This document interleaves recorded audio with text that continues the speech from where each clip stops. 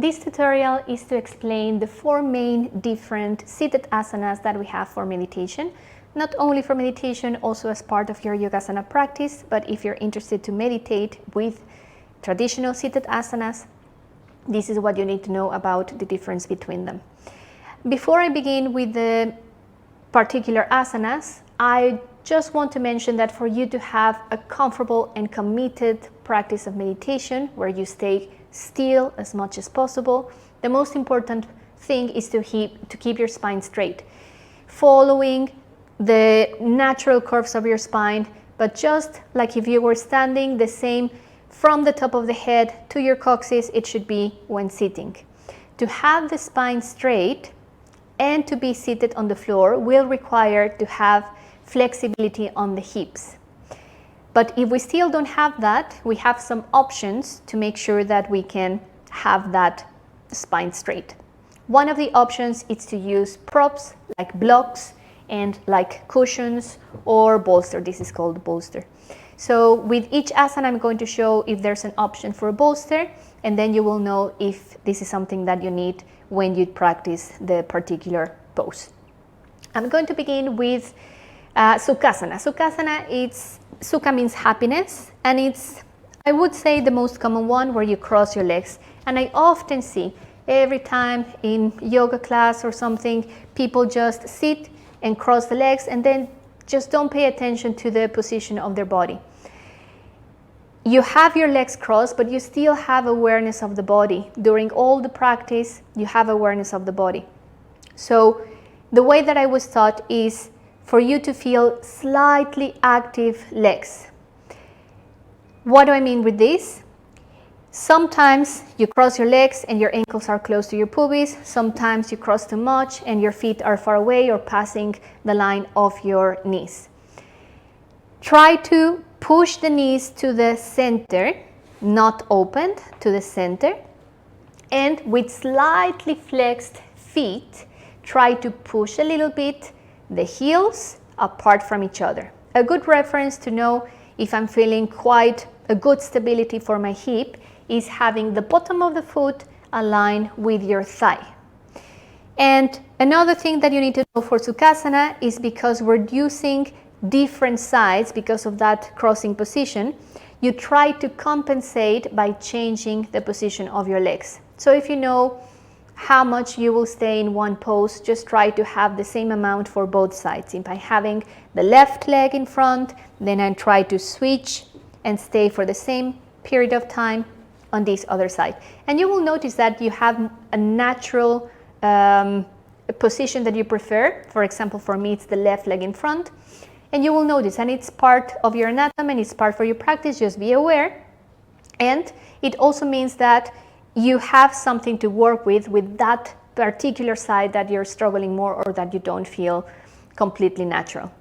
Now, when you don't have the flexibility of your hip, the knees will go like this.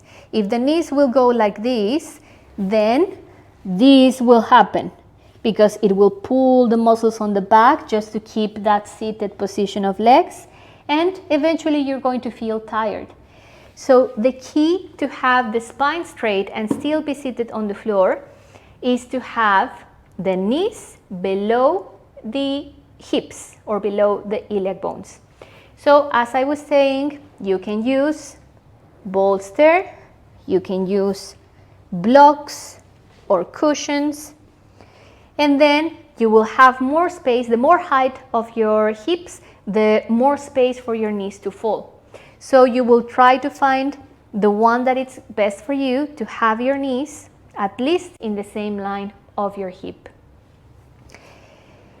After Sukasana, I'm going to go to sidasana. Sidasana requires same flexibility. You can still use the block. This time, instead of having the knees closed, open them. And the alignment is to have one foot in front of the other.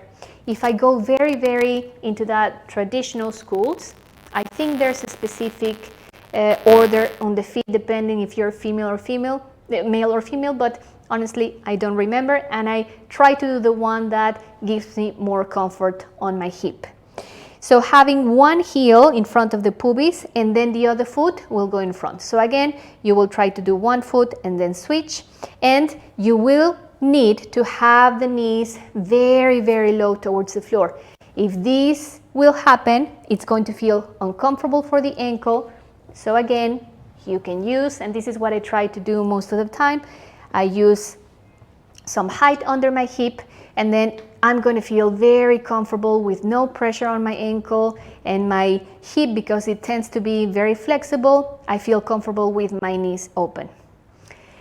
The Virasana of bakrasana, actually I'm going to go for 5 traditional seated asanas, but 2 of them are very similar, and I'll just make you notice which is the difference. This is called bakrasana and Virasana.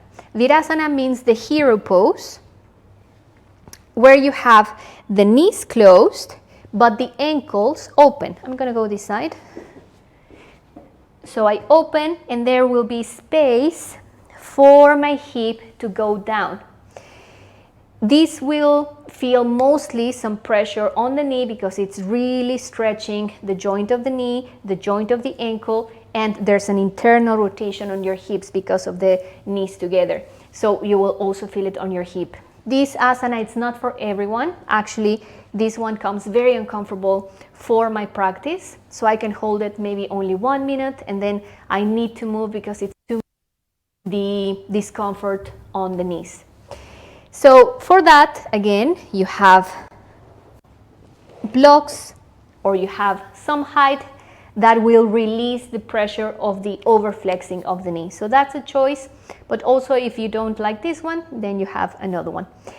And the subtle difference between Virasana and bakrasana is the position of your feet. Bakrasana has the feet together, which allows your hip to be seated, comfortable without reaching the floor, with some height. And both of these asanas, what they do have in common is that the spine will go very straight naturally. So it feels very, very energizing, very comfortable if you don't have that distraction of the pressure of the knee joint. And the last asana, maybe the 5th one, if this one counts as 2, is the lotus pose. The one that you can see that it's for maybe experts. It's all about the flexibility of your joints. The more you move the joints, the more flexible they come, and you could try to do the lotus pose. I don't usually teach this pose if I don't see that they do have the flexibility, because sometimes they force too much and they can have some injuries on the knee. The lotus pose requires both feet to go on top of your thighs, very close to your groin. So you start with one foot. The knee has to go down, and then you go for the other foot and put it on top.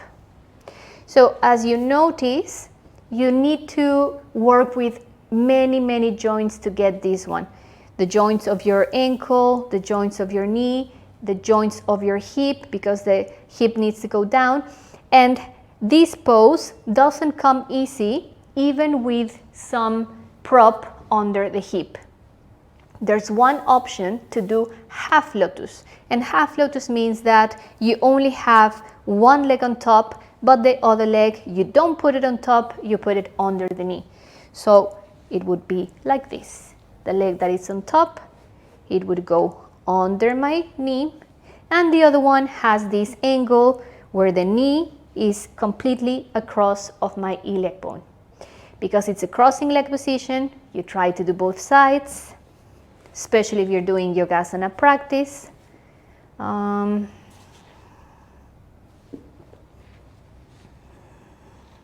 Yes. So here we go.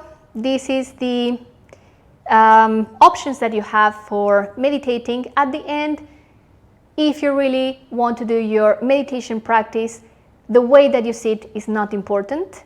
You can use a chair, or you can be seated in your sofa, or in a table, or whatever surface that allows you to keep your spine straight. Just close your eyes and enjoy your practice.